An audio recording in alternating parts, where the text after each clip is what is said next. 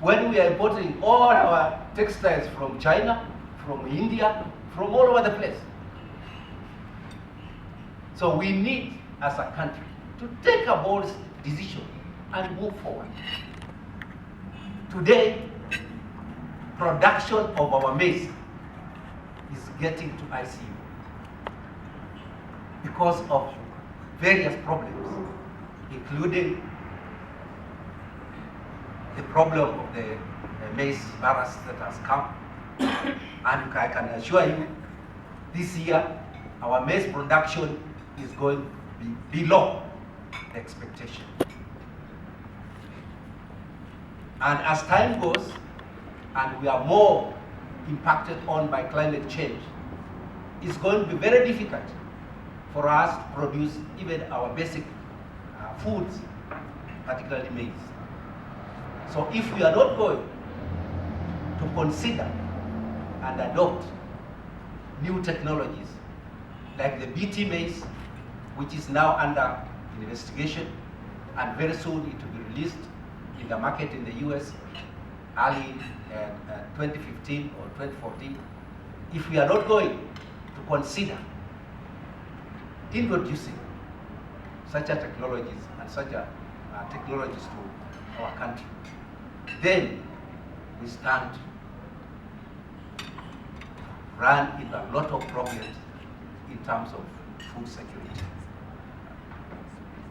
And one important issue that we need to note as a country is that when we have food shortages, we have only one option. We are going to import. And the question is, where are you going to import the maize? If you have declined to introduce the GMO maize or cassava or sorghum, and now we need to import maize, where are we going to import from? If you choose to go to South Africa, they are growing GMO maize. If you decide to go to South America, you have seen what is going on. If you decide to go to Asia, so eventually we will end up, and I can bet we already have in the supermarkets various products which have GMO ingredients. So the issue here is not to fight the technology. The technology is here with us. The issue is to adopt the technology and make use of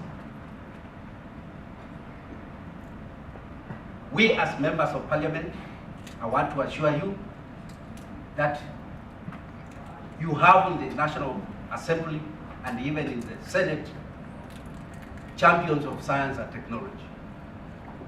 And we are there to spearhead science and technology as the only way forward for this country to become a middle income industrialized country. So as fewer as we may be in parliament, I can assure you that we are ready to make a difference. And I've told you that under biosafety bill, we were only 3, but we managed to have the bill go through. I want to assure you, again, during the 10th parliament, a few of us who are champions of science and technology and innovation, we championed the inaction of a bill on science, technology, and innovation with the help of Professor Margaret Kamar when she was the Minister for Higher Education, with the help of Professor Kane, who is the Science Secretary, with the help of Professor Abdul Razak, we were able to move a bill on science and technology and innovation, and we passed it, and it's now a law. And therefore, one important aspect of this law, which I think most Kenyans have not known, is that it allocates 2% of our GDP to science, technology, and innovation. So what we need to do is to spearhead the new cabinet secretary to ensure that he implements this bill so that we can have more than 20 billion shillings annually for research and innovation. And I think this is possible. We, a few of us also in the parliament, who believe in science and technology, we also have spearheaded the formulation of climate change bill. You know very well climate change is here with us for years to come.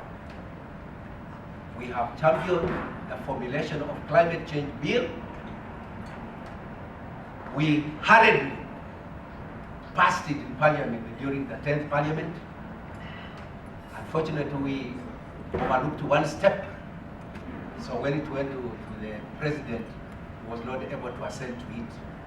But the bill has come back to parliament, and now we are pushing it for enactment. So again, very soon, we will have the climate change bill enacted, which incorporates biotechnology as the way forward for food security. So in a nutshell, I want to assure you that a few of us who are in parliament are making a difference. And it's important that you, our universities, our regulatory agencies, if you have any issue, please bring it to us.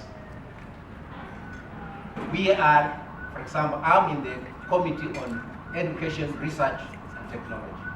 Bring those issues to us and we shall articulate them in legislation. Finally, I want to say that political will is extremely important for the adoption of biotechnology. It is extremely important. You saw what happened early this year with the Sierra Leone report. Our minister was either rightly or wrongly briefed, and she rushed to the cabinet to ban all the GMO activities in this country without serious analysis of the issue and of that report. I want to challenge our regulatory agencies. KEMRI is here, Kenya Bureau of Standards is here, KEFIS is here, our universities are here. Please, don't abandon your responsibilities.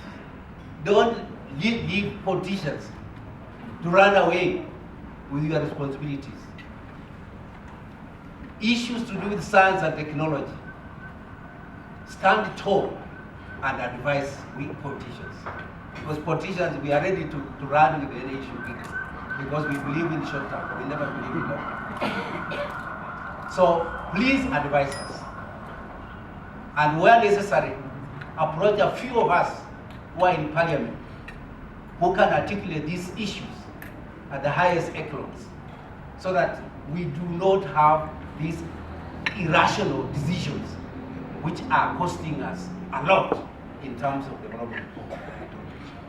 With those many words, I want to say thank you very much for inviting me to this occasion, and I want to assure you that we will be together. We are going to fight and ensure that biotechnology is part and parcel of our development.